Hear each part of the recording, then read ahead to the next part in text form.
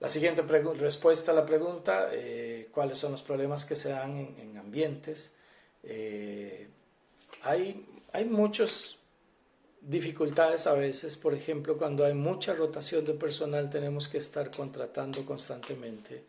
Eso significa hacer mucho trabajo de carpintería. Cuando me refiero a hacer trabajo de carpintería es tener que llamar a alguien, tener que citarlo, tener que generarle una reunión, tener que meterme a plataformas digitales para generar formularios para poder que esas personas reúnan ciertos requisitos y luego procesarlos en sistemas y tomar decisiones. Usualmente los psicólogos, la función no es contratar, eso le corresponde a los líderes, a los gerentes, a los directores. A nosotros nos corresponde verificar que la persona reúna ciertas condiciones en base a la visión y a la misión de la empresa, y en base a esa visión y misión ajustamos los perfiles y también ajustamos las personas. Usualmente de muchos quedan pocos y esos pocos son los que van a dar a estas personas que toman las decisiones, pero sin embargo ese es una de las dificultades en muchas de las empresas, el flujo constante de personas. Entonces, eso es una de las dificultades eh, porque es una labor un poco mecánica.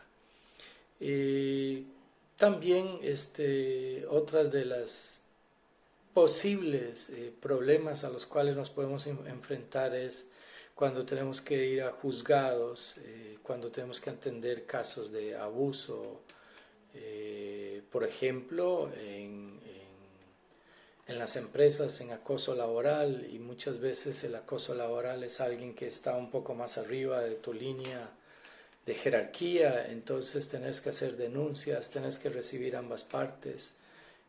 Pues no es que sean problemas, pero sí es algo a lo cual nos tenemos que enfrentar usualmente los psicólogos.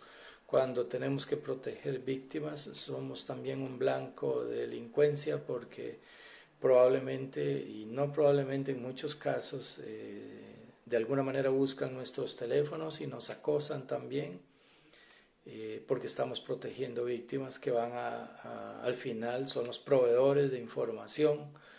Eh, También hay mucho problema a nivel de ansiedad y depresión. Esto en cuanto a la intervención que tenemos que estar dando. Muchas veces uno de los problemas más grandes, por ejemplo, en la caja, es que tenemos que estar citando a una persona cada 6 meses, cada 7 meses, y eso no es realmente una intervención que sea considerada asertiva.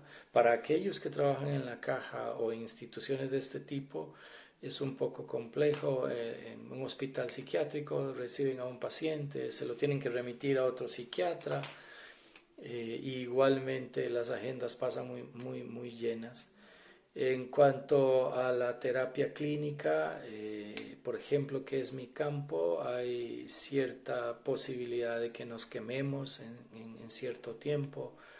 Si nos dedicamos mucho constantemente y no tenemos, por ejemplo, un tipo de nosotros mismos, terapia, o no tenemos soporte como actividades recreativas, eh, probablemente también nosotros seamos blanco de una salud mental que también se comienza a deteriorar.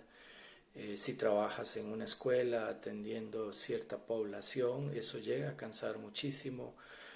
Para los que trabajan en psicología infantil, por ejemplo, que hay que estarse tirando al suelo, estar jugando, levantándose, agachándose, levantándose, cuando ya llegas a una cierta edad, eso llega a ser bastante complejo.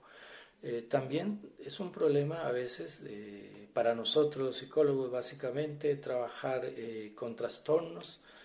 Es bastante complejo muchas veces trabajar con trastornos.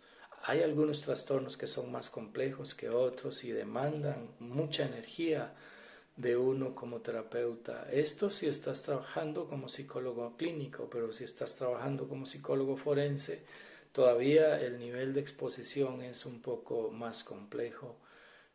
Por eso es que tenemos que tener recreación y tenemos que tener periódicamente vacaciones, porque el desgaste emocional y mental pasa la factura con los años. Eh, no es que sean realmente problemas, yo lo llamaría como dificultades, dificultades que se van presentando.